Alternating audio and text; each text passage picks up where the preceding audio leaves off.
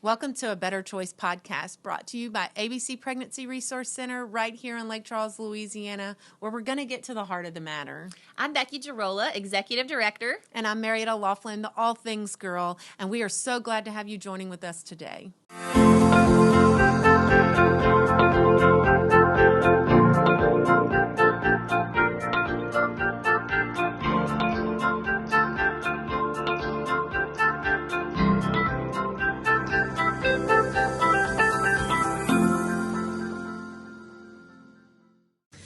Welcome to a Better Choice podcast. Today we are super excited to have you. We have Commander Gene Pittman here with us, and we are going to be talking about technology and teens. And so I am super excited about today. This is kind of where the whole vision came from. And so I'm so proud that you're here and that I feel privileged to be able to communicate all of these great tips to parents. And so let's just start off a little bit about what do you do? Where you work? Well, obviously, the Sheriff's Department. Yes, thank you. I'm glad to be here and glad to join you today. I'm excited about this as well. My name is Gene Pittman. I've been at the Sheriff's Office for 27 years. I've done a little bit of everything at the Sheriff's Office. I started on patrol, or actually I started in corrections like most folks at the Sheriff's Office. Spent a little time on patrol. Then I spent the vast majority of my career in narcotics and had a little bit of ICE experience as well. Most recently, I was a commander at investigations, which is all of our detective units, including sex crimes and juvenile crimes.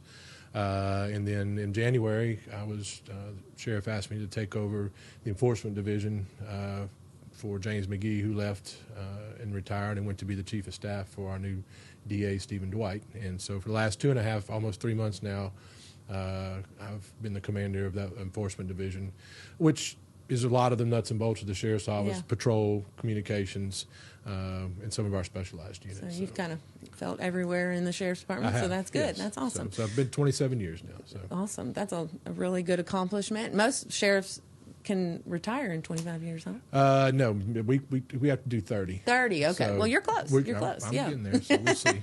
You sure don't look like you're close to retiring. Well, thank you. I appreciate it.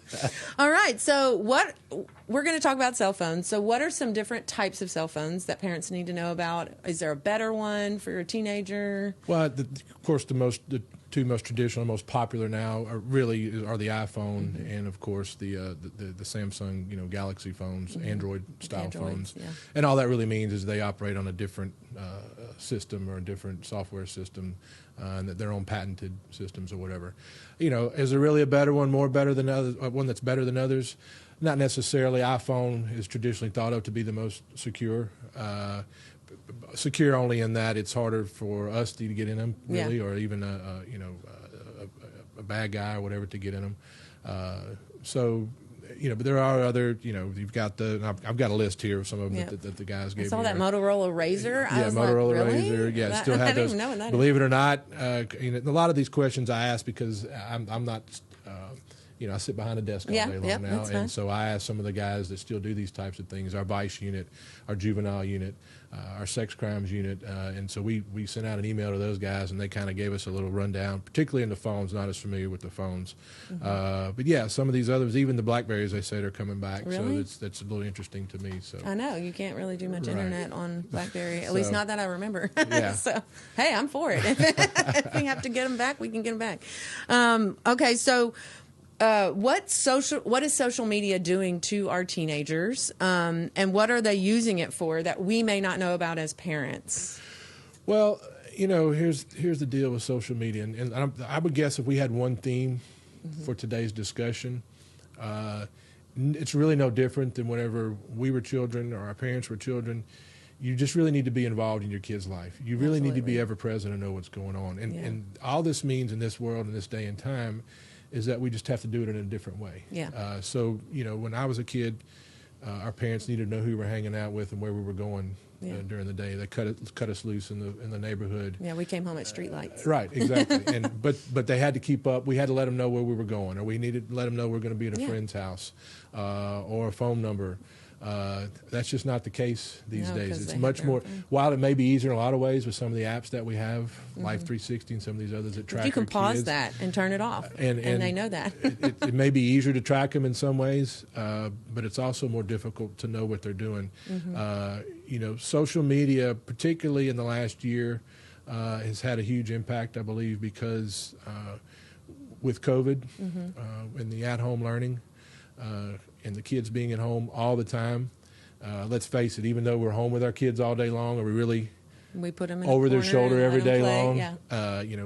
When they're doing their homework or schoolwork on the computer, do we really know what they're doing all day long? Are they really doing schoolwork? Yeah. Are they on social media? So that's obviously given the predators out there more Free range. opportunity Yep.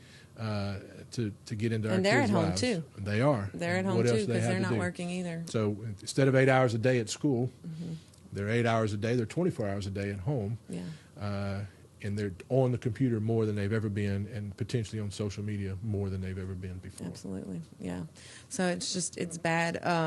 I personally had my own run-in, with taking my son's cell phone this week, actually, and so I personally know, and I just want to say to all the parents, if you are not checking your kids' phones, I 100% say take it. If they argue with you about it, you definitely need to take the phone. I'm guilty for this, just not wanting to go through the argument or go through the fight, But when I did get to the phone, it needed to happen, and there was a great conversation that opened up from that. And so it was a learning process. So I encourage you to get into the phones. Before we came on air here, discussed, you just can't be afraid to be a parent. No, and you can't be afraid to offend your child. You can't be afraid to get in their business. You can't be afraid to make them mad. As you said, parenting is the hardest job in the world. It is the hardest job in the world. But you can't be afraid to parent. And my opinion is, they have no privacy rights. And that's your phone. Well, we don't want them to go and be addicts. And we don't, our goal for our children is not for them to be addicted to pornography or addicted to sex or addicted to drugs. That's not our goal as parents. But what are we doing to keep them from that? I hear a lot from parents, they're going to do it anyways. And it's just, that makes my ears pierce when I hear that, because yes, they might do it anyways, but what are you doing to keep them safe from that? What are you teaching them that they shouldn't do it? Yes, you might do it anyways, but why shouldn't you do it? Are we teaching our children, the whys behind it? That's lazy parenting, in my opinion. Yes. And look, a lot of the sheriff has touched on this pretty recently about the juvenile issues, some that we have in the parish, and he's correct in that some of the biggest problems we have is that we have parents that just aren't being parents. Yeah. We're just dropping them off at the mall. We're dropping them off at the movie. Because they have a cell phone, so it's easy to get a hold of them. But what do you know? Do you know where they're going? Do you know what they're doing? Are we paying attention at all? It's great to have I'll be the first to admit, my son's had Life 360 since he first had a phone when he was however old that was, 14 years old, 15 years old. And I have the ability at any time to track him, but we're all a little bit lazy. Do I track him all the time or look all the time where he's going? No, absolutely not. No. It's because it's a lot of work. Yeah, it is. And sometimes you get busy. We live in a busy world, so we don't, I don't just sit on my phone like they do and check what they're doing. And so, so it's difficult, but it's definitely important and it's very much needed. And so that's what this is all about. We're not shaming you as a parent. We're just telling you, we're encouraging you. I want you to understand that we're encouraging you, that you can do this. We're all doing it together. And if we all work together, then it's just going to work out better for everybody, because we can trust each other as parents better, and our kids are going to be more well-rounded and have better morals and things like that. So what are some apps that teens may be using that keeps things hidden or that are dangerous apps? One of the most popular ones that we've seen is something called a secret calculator. Yeah. And while it looks like the normal phone on your calculator, you can hide things, pretty much anything in that calculator app, and I'm not even sure, to be honest with you. Well, I do know. I'm sorry. You have to enter a passcode to get in there. So if you pull up, I guess a clue would be is if you pull up your calculator and you can't get into the calculator, then that's a clue that's going to be the calculator not app. an actual and so calculator. you need to get with your child and say, hey, look, hang on, what's going on Yeah. here? So I know Snapchat has, for your eyes only, which is a password. Even the iPhone, which is what I discovered this week, has a hidden pictures. I didn't have to put a passcode to get into it, but yes. I don't know if you have to set that. My son showed me that not too terribly long ago. Yeah. So as I was researching this, it's like all you have to do is Google like hidden apps, and they're everywhere. Yes. And they can put their apps. So if you tell them no social media, they can put their apps in there so you can't find them. Yes. They can put pictures in there. So Google it. We don't have enough time to sit here and give you all the hidden apps, but there's a lot of them out there. There's Vault. There's Vault, SpyCalc, Cover Me, AppLock are some of the same ones. Like and again, Snapchat for your eyes only. For your eyes only. YOLO. Finstagram is something I hear my kids say a lot. They have an Instagram that you as a parent can see, and then they have a Finstagram. It's not an app, it's Instagram. They just make a private account that only their friends are on. So they're fooling us as parents. I feel like I'm always 10 steps behind my kids because they're always coming up with something new. And so that's what I have to be better at, and we all have to be better at as parents, is listening to the lingo that they use, like, and asking questions like, what is that? They're willing to tell me. That doesn't mean they're going to let me into their Finstagram. They're just going to. So then you have to find those things. Well, there are parental controls on phones too, so don't be afraid to use those. So I will tell you that when my son will be 18, he's graduating high school this year. But when my son was younger, I had parental controls on his phone. He could not get an app on his phone without me knowing about it, or without a passcode. Yeah, I think it's a passcode on it. So I don't. Again. It's not a popularity contest, and what are we doing? Let's if it makes them angry, well, then I guess it makes them angry. But it's probably for a good reason. Our parents didn't give us free reign to do whatever we wanted. It may have been in a different way or a different format, but we had oversight and overwatch, and there's nothing wrong with doing that. So the point is, the tools are out there to do it. We just need to do it. And to your point. Google's good and Google's bad, but if you can Google just about anything, well, some apps and you will be flooded with. My kids said were bad apps. Like Discord was an app he got a lot of his stuff from, and I Google it, and it has nothing but good things to say about it. That it's just a little chat app, no big deal. But I think I got into it, and I was trying to play with it, and just trying to see. Like what kind of chat app, and you can specifically get into a chat group about anything you want. So if they type in porn, it throws all the porn chat apps at them, and they get into that. So it's not a good app. It's meant to be good, I guess, but it's not when they use it in an immature way, which most kids are going to do. Correct. It's not okay. I'm trying to think of some other ones but that was one that just really stuck out to me this week for sure. But TikTok, I'm not a TikToker. We do it now for. I would look ridiculous TikToking, but we do it. We do have a girl here that does TikToks for us just to put out our market. But when it got big again, I did download it so that I could see like, okay, what's the big hype about TikTok? And the first thing was like kids throwing like pepperonis at cars. I was like, that's a good way to get shot or beat up. And so these are not good mindless behaviors that we're teaching our kids. Like, this is funny. Yes, it's humorous, but it's real life. Right. And they think, oh, well, I can get away with it Although I'm blown away by the amount of adults that do. They do TikToks too. Yeah, they do. I mean, well, it kind of comes from being a teenager, I guess. Right. So there's a lot of really crappy apps out there, unfortunately, and the market is let's keep making more, and so we have to constantly definitely be on board with that. So what are some issues you are seeing with the large amount of internet gaming in teens? Well, you talked about addiction to porn and other things. I think that gaming, first of all, I believe that you need to put some limits on the amount of time that kids spend gaming. Again, with my son, and as with anything else, I got a little lazy with that at times, but you can look up, and it's an awesome babysitter. Let's say it for what it is. Your kid goes off in the room, no matter the age, and you can go on about your business, but next thing you know, you look up, and it's been 8 hours or 10 hours. Have you eaten? Have you slept? Correct. Have you peed? They don't. Exactly. That's exactly right. And so there's that aspect of it, and they're just locked away in a room, and you don't know what they're doing. Yeah. Again, there's parental controls you can have for gaming Yeah. or whatever.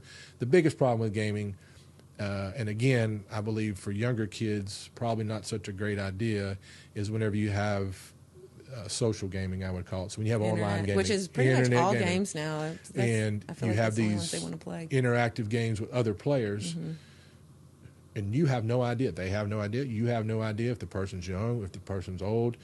1 minute you're talking about the game, next minute who knows what they're talking about. Is there, and you may not know the answer to this, but I would hope that you would for my own good, but is there a way that predators like that can find out their location? Sure. If you open up that communication with someone, Yes. Is there a And way so to I ping will, the location? and I hate to read, but I will. No, you can I read. will You're read fine. Yep, a you're little good. bit. So what they're doing is they're getting their information through the gamer profile, and then researching their social media. So they're basically backdooring into using their gamer profile, backdooring into other social media sites, and then contacting that way or finding out where they live it's that called way. swatting. Yeah, well, the swatting thing is a something that we face. We have actually faced this a couple of times, not much. Basically, they figure out through backdooring, using their screen names and their user profile, and then get on social media and ultimately find out where they live. And so then they will call in a fake call to this person's house. And just SWAT to get, comes in. and Yeah. like That would we've be got a hostage so situation. We've scary. got somebody's holding me at gunpoint. And here my we friend come. had a Ring camera, and that happened to her. Yes. And they came in and they put them on the floor and everything. Right. I was like, I could not imagine. Somebody I would be hacked so into the Ring scared. camera. Yeah. That's happened once that we know of. And yes, that's exactly what think happened. that was enough for we him. had no idea. We think that it's the homeowner watching us arrive and telling us what's going on inside the house through the Ring absolutely. camera, when in fact it's someone that has hacked the Ring camera, that's telling us scary. that I believe in that particular instance that they'd either been shot or there was somebody in there that was holding them at gunpoint. Yeah. And here we come thinking we're, and you got Come to to make a save somebody. split-second Yeah, decision. And they're literally talking to us through the Ring camera when we arrive. And so, Yeah, and that's got to be scary for everybody, we've talked just recently about how we're going to have to change our tactics a little bit, Yeah. through the Ring cameras. It's a, kind of to dive off in a different area, but it's a problem for us. People inside the house see us coming and they know where we're at, and that's a. Well, it's just technology in general. So it's not just gaming or phones or anything else. They can get in through anything, and so if they want to, they will. Absolutely. And bad guys are bored. Apparently, they have a lot of time on their hands. I always say, there's so much you can learn from someone who's street smart. Like some of the things they do, they're not ignorant people. They're extremely smart. But they just think way different than we do. It's not a good think, but sometimes you have to be a little. Another key I would say, I'll tell you who I believe that we learn this from. We learn about all these. We learn from our kids. Mm-hmm. So this is where, I think that we need to constantly be engaged with our children and communicate. Mm-hmm. I don't mean be their best friend, but I mean let's listen. How often anymore do we sit and have a family dinner? Yeah. How often anymore do we sit and watch television together as a family? How often do we do anything as a family because everybody's got their own thing going on and everybody's going in their own direction? And kids, one, they're not very. They think they're smart, but they're not really.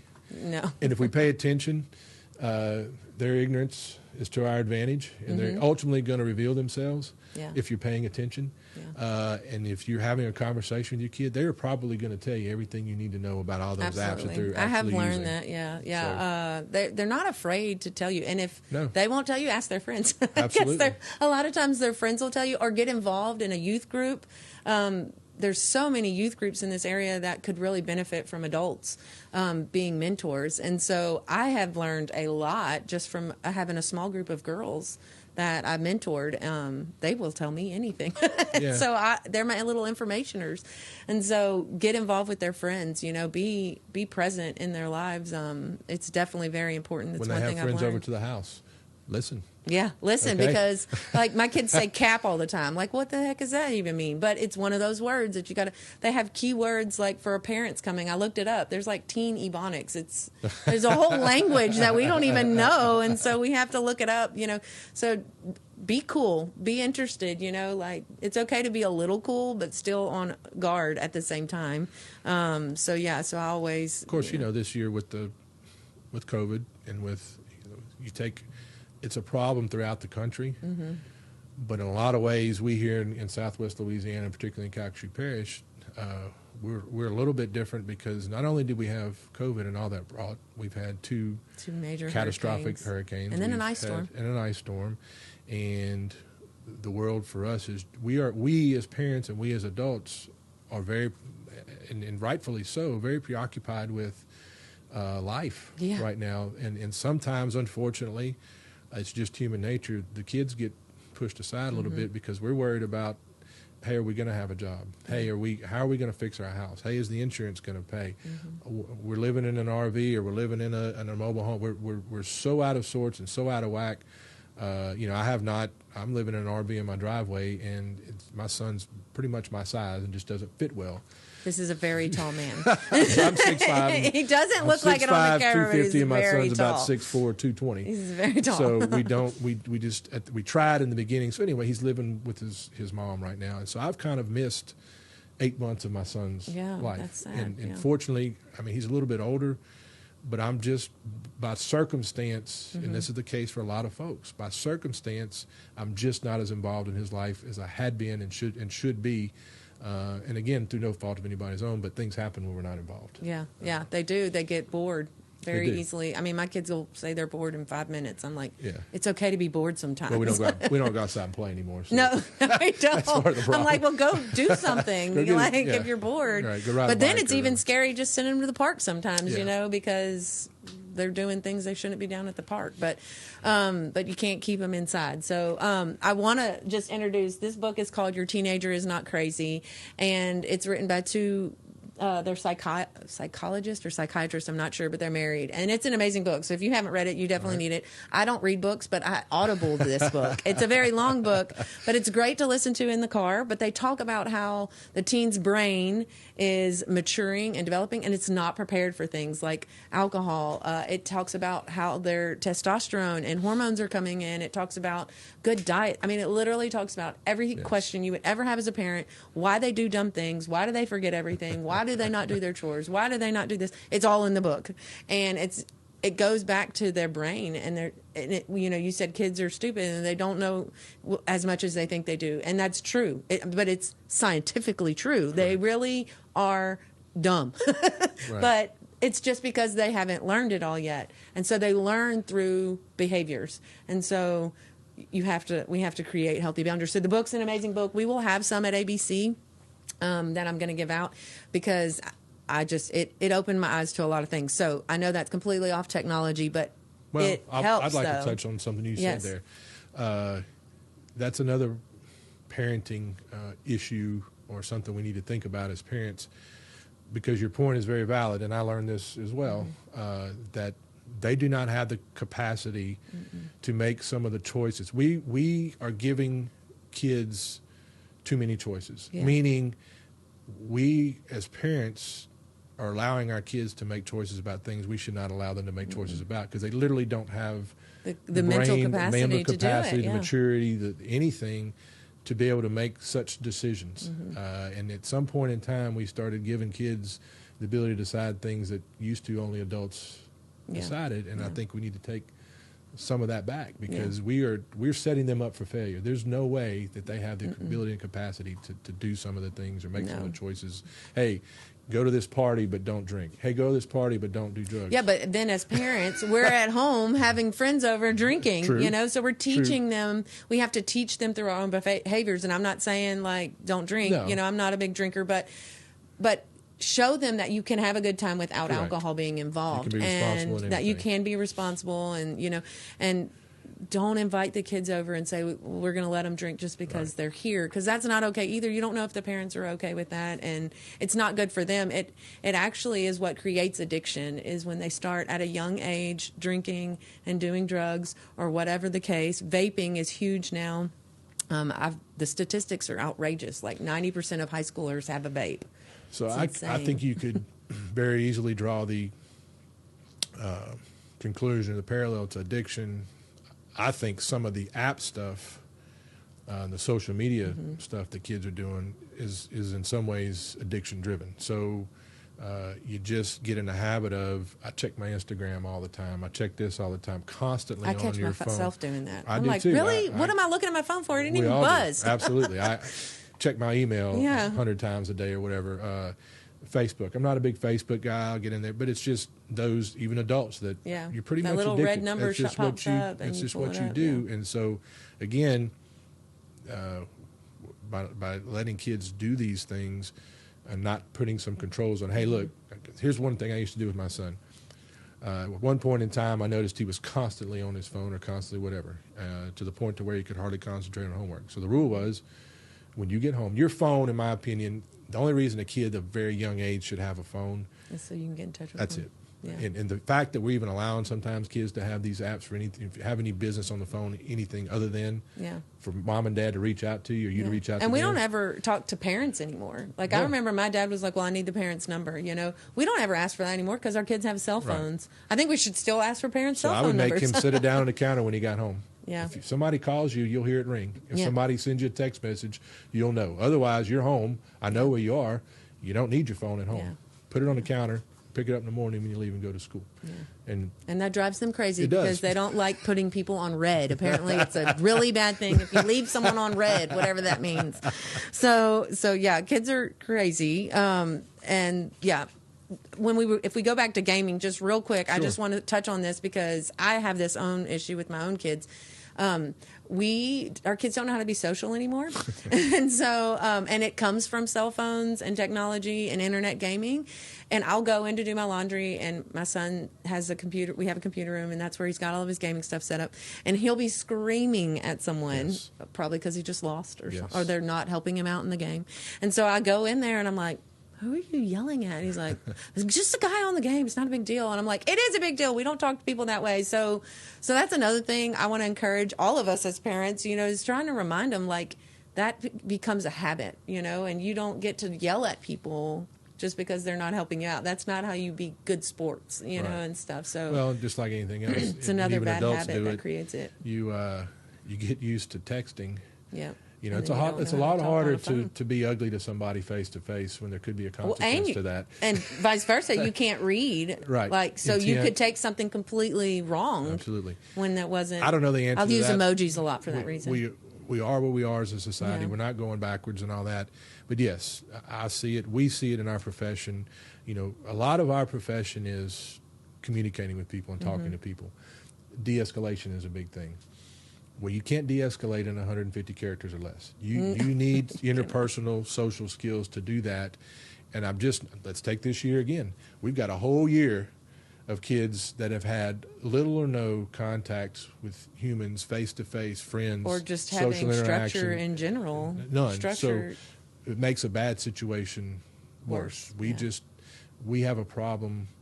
And as these kids come up, we have a problem with communicating with people face to face. And COVID's not going away. It doesn't appear to be going away anytime soon, and we can't guarantee that there won't be more natural disasters. So we just need to be more vigilant as parents. So how can we as parents keep our teens safe while still allowing them some freedom? Well, I think we've kind of touched on all that. Yeah. So look, it's you got to give them some freedom, but some is a very small sum. Yeah. You know. A healthy parenting freedom. is a tough job, but a lot of that is creating boundaries, and you just got to do it. And I've struggled. We've all struggled. Everybody struggles with doing that. There's no perfect parent. There's no, just not. But not that's at why all. we're doing this, you know, so that we can kind of encourage each other and just give some helpful advice and tips. And, you know, taking a local officer who's seeing this day in and out. We don't want this man at our door.